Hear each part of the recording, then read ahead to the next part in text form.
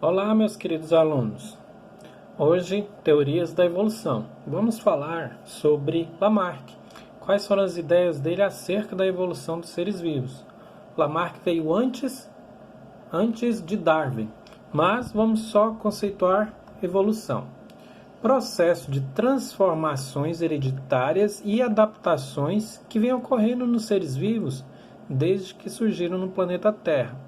Transformações hereditárias e adaptações. Essas adaptações eram em decorrência do ambiente que eles estavam vivendo. Então, essas adaptações implicavam em transformações anatômicas e fisiológicas desses seres vivos, que são passadas de forma hereditária. Como vimos lá na genética, através dos gametas, tanto masculino quanto feminino, que essas transformações, essas características são passadas de geração em geração.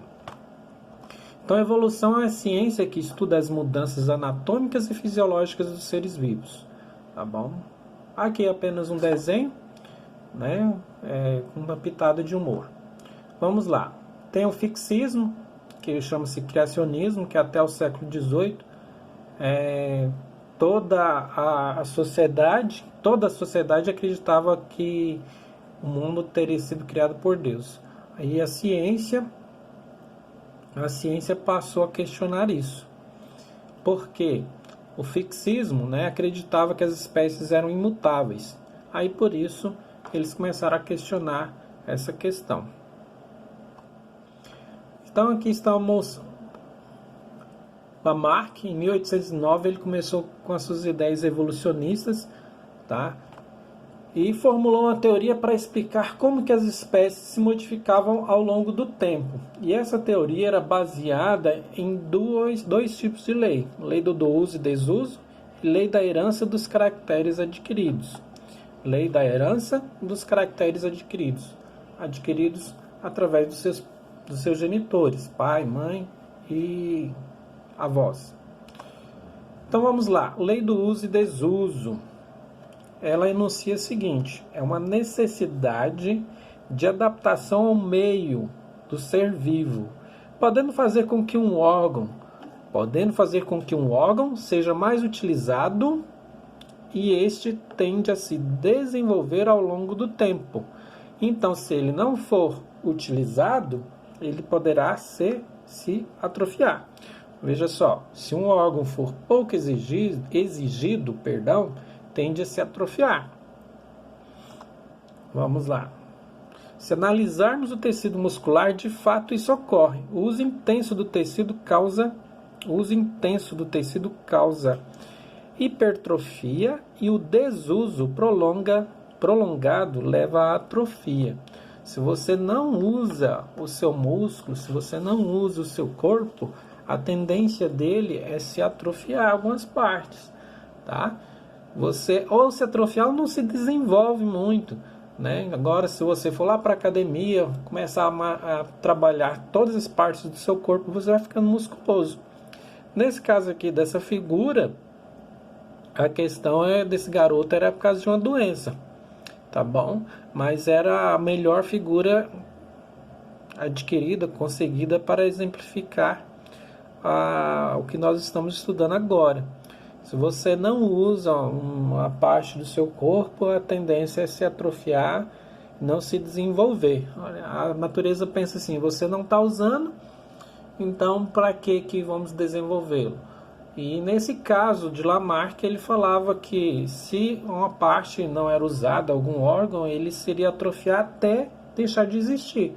Mas isso era em todas as espécies, né? Em toda a população de um determinado grupo, se eles não usavam, se atrofiava. Se usava muito, ele tentava se desenvolver. E o que seria de se desenvolver? Evoluir. Seria adaptação ao meio. Entendeu? Agora, lei das heranças dos caracteres adquiridos. É o que? Pelo uso, são as características adquiridas pelo uso ou perdidas pelo desuso seriam transmitidas à descendência ao longo das gerações. Então, numa determinada geração, se você ganhou uma característica ou perdeu, quando você perde essa característica, você não tem essa informação. Você não tem essa característica, é uma informação. Então, isso era passado para as gerações posteriores.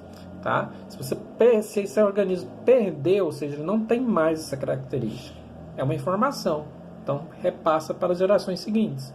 Se você tem uma determinada característica, essa é uma informação que será repassada para a sua geração posterior. Então, veja só, acontece alguma alteração no ambiente. Então, um grupo de determinada espécie está nesse ambiente e acontece alguma coisa, um vulcão, um terremoto, uma enchente, inundação. Então, há necessidade de adaptação. Lembra lá da questão daquele filme Era do Gelo? Acontecia sempre alguma coisa, algum evento que poderia acabar em extinção total, né? ou total do mundo inteiro, ou só em um lugar. Então, isso gerava necessidade de adaptação. Se adaptando, ele iria usar ou não usar determinadas partes do corpo. Se a adaptação exigia uso, uma estrutura mais exigida, ela ia se desenvolver e essa característica seria transmitida aos descendentes também. Tá? Ou seja, uma característica de uma estrutura mais desenvolvida. Tá? Se está em desuso, não usa, é menos exigida, ela se atrofia e essa característica é transmitida aos descendentes também. Ou seja, olha, você não tem mais essa característica porque aconteceu alguma coisa no ambiente, nós se adaptamos e no ambiente não exige mais essa característica. Então, essa informação é repassada às gerações posteriores. E o exemplo famoso da girafa, né? Que a girafa, ao longo de milhões de anos, ela foi tendo um pescoço cada vez maior. Mas veja só, ela tinha um pescoço menor e Lamarck falava que ela tentava alcançar as folhas maiores. Ela conseguia pegar só as que estavam no nível dela. No entanto, ela se esforçava para pegar as maiores. E foi com o passar dos milhões de anos, através das gerações, ela foi tentando pegar as folhas cada vez mais altas até chegar na girafa atual com um pescoço desse tamanho. Tá bom? Então essa é uma teoria defendida por Lamarck, ou seja, a necessidade que as girafas possuíam de pegar as folhas em lugares mais altos, talvez porque não existiam folhas vegetais em lugares menores, aí foi esticando o pescoço.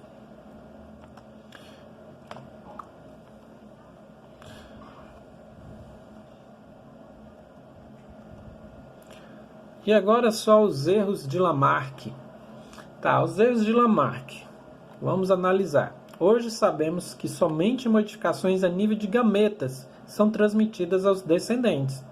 Então, se você tem uma característica, você vai passar para os seus descendentes através de seus gametas, espermatozoide e óvulo, como a gente aprendeu em genética. Tá bom? Lamarck não, já não defendia isso não. Então, portanto, é um erro dele. 2. As modificações citadas por Lamarck em sua teoria ocorrem em células somáticas. O que são células somáticas? São as células que acontecem durante a formação do embrião. Depois da fecundação, tem a formação do zigoto. Aquelas células somáticas que são elas. 3. Dessa maneira, características adquiridas ou perdidas durante a vida de um organismo não são transmitidas à descendência. Então, se esse 2 aqui fosse verdade, então as características que um organismo adquire durante a sua vida, adquire ou perde, não seria transmitida à sua descendência. Por que não seria? Porque precisamos, para que isso aconteça, a transmissão hereditária aconteça, é necessário que as células gaméticas, ou seja, espermatozoide e óvulo, se unam e passam essas características para os descendentes. Lamarck não falava que era desse jeito, que era só depois, durante a vida, que se adquiria ou perdia as características. E se tudo isso que Lamarck falou fosse verdade, olha só o que poderia acontecer. Entendeu? Se fosse verdade, um pai musculoso, papá, case com a mãe musculosa, tá? E os dois se casam e o menino já nasce halterofilista, tá? Então, pessoal, essa foi a nossa aula. Abraços para vocês. Na quinta-feira eu vou deixar uma atividade para vocês, tá? Abraços, bons estudos.